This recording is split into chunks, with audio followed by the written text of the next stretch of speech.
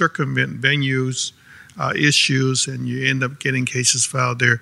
They are now the #1 IP court on the land, which is good for us. We don't want that many cases, but quite frankly, what's important for you to know as lawyers from the APA is this.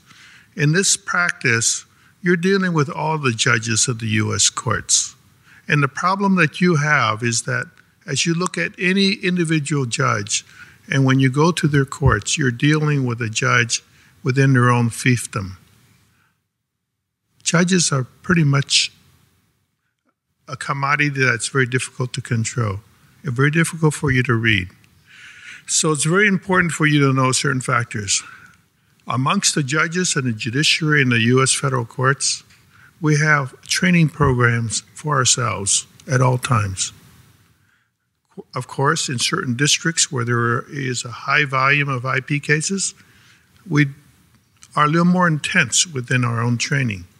But your cases are brought clear across the countries. In certain districts, you will not have the opportunity to have a judge as informed as a judge who might be in Los Angeles. But then again, even in my district in Los Angeles, you might not be before a judge who cares a hoot about what you're doing. Because you have to remember something. We're in a very heavy, with a very heavy docket. Our volume of cases is quite high. We do civil and criminal. And so this IP area is a small segment of the work that we do. So which means that the shifting focus would be for you lawyers to present the importance of the IP counterfeiters and pirates to the court. Now, it's very easy to have a person like Matt come in and say, in a criminal prosecution where health and safety is at issue, the victim is the public.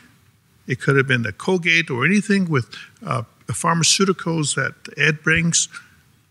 They impact the health and welfare of the people. Well, that's easy.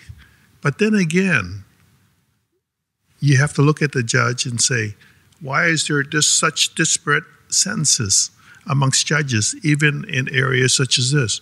It's because all us judges are different.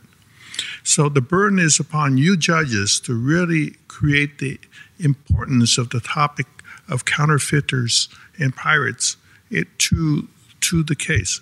Most of you are civil lawyers. In the civil arena, I remember the days when I came on the bench 26 years ago. White-collar crime was taken as a case where you just step lightly on the back of the hand. But today, if you get a white-collar crime where there are great implications, you're not going to find that anymore in the courts, especially in the federal courts. The consequences are going to be dramatic, but it's only as dramatic as you lawyers make it to be. You have to inform the judges. The judges in many districts just aren't quite as informed or may not care as much. Know that we try to do our training within our own ranks, but quite frankly, the successes are questionable. This is an area, this whole topical area, this is an area it's not stagnated. We began the presentation with Stacey King to talk about how technology changes. The landscape changes constantly.